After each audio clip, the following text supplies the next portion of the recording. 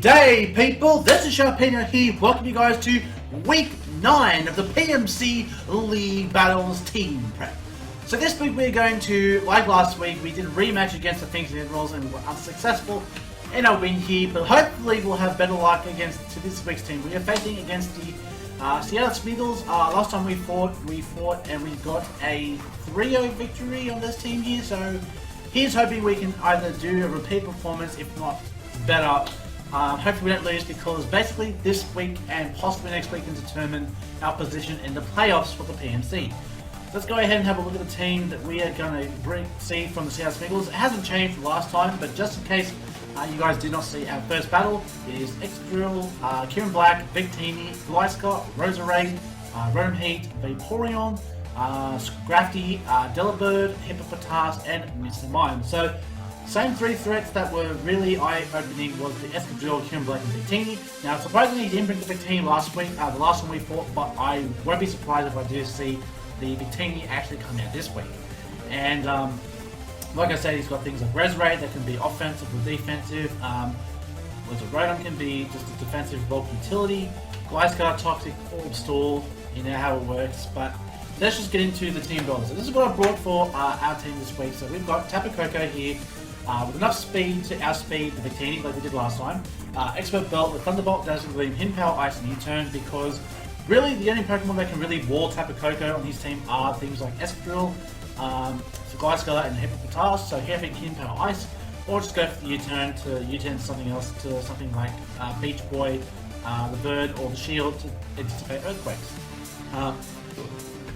Excuse me. Next we have Sydney, Krookodiles, Choice Scarf with Moxie. Even without any speed investment, Choice Scarf will outspeed anything on his team. So if anything, if he does have speed investment on things like maybe the Victini, then he will outspeed us. But other than that, this will outspeed everything on his team here. With Earthquake, Knockoff, Strange, and Pursuit, the exact same moveset we brought last time. So Pursuit is there to trap things like the obviously just the Victini. That's really the main thing we want to try to trap, and I guess maybe Mr. Mime if he brings it, but that would be neutral, and more likely he'll do some damage to us. Next we have our Snorlax Leftovers. We're going with the Cursed Rest set for this time here, so Body Slam, Curse, Sleep Talk, and Rest. Have a look at a lot of his team here. They do have a lot of defensive bulk, and there is some special, but mostly physical. So if I can go ahead and prep for a more physical offense, or a more physical prep for things like Curse, Rest, Sleep Talk, and do the whole thing with Body Slam, because other than Excadrill, he doesn't have a resistance to Body Slam, so we can really take advantage of that. Next, we got ourselves Beach Boy, the Pelipper with Wakan Berry, just in case it decides to bring sneaky electric attacks and moves.